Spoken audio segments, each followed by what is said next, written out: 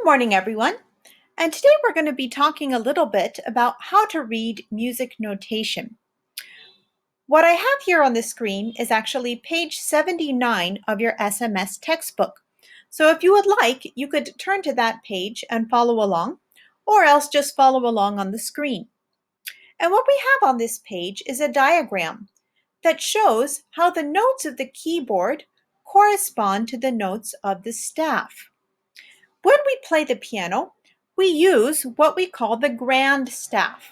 And the grand staff is the combination of two music staffs with 5 lines and 4 spaces each.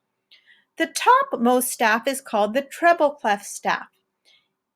It is where we play the high notes of the keyboard, usually with the right hand, and the bass clef staff is where we play the low notes, usually with the left hand.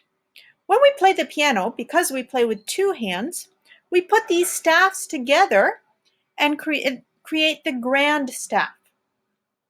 And what this picture shows is that the notes of the grand staff correspond to the notes of the keyboard. The center point of the keyboard and of the music staff is what we call middle C.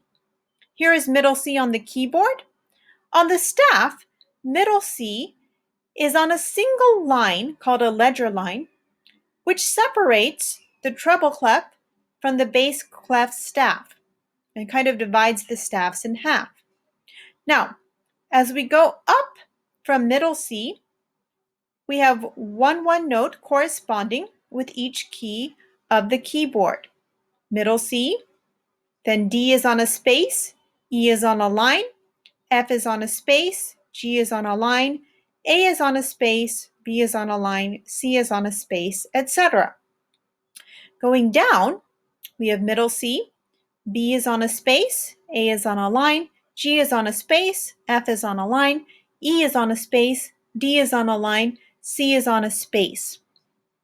And the thing that can be a little bit confusing is that when we're looking at the staff and we talk about the notes going up, they're actually going up like this or down like this. Whereas when we talk about notes on the keyboard going up, we actually mean to the right like this, or down is to the left like that. So the direction can be a little confusing.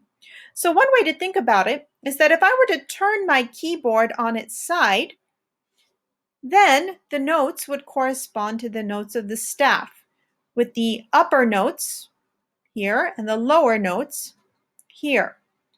So once you understand how the keyboard is laid out, we can look at this picture on the side that shows us the lines and spaces of the treble clef and the bass clef.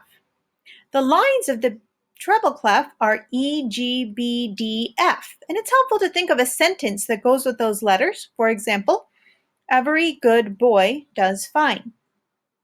The spaces of the treble clef are easy to remember because they spell the word face, F-A-C-E. The lines of the bass clef staff are G, B, D, F, A. One sentence that goes with that is, good bears deserve fish always. And the spaces A, C, E, G, all cows eat grass.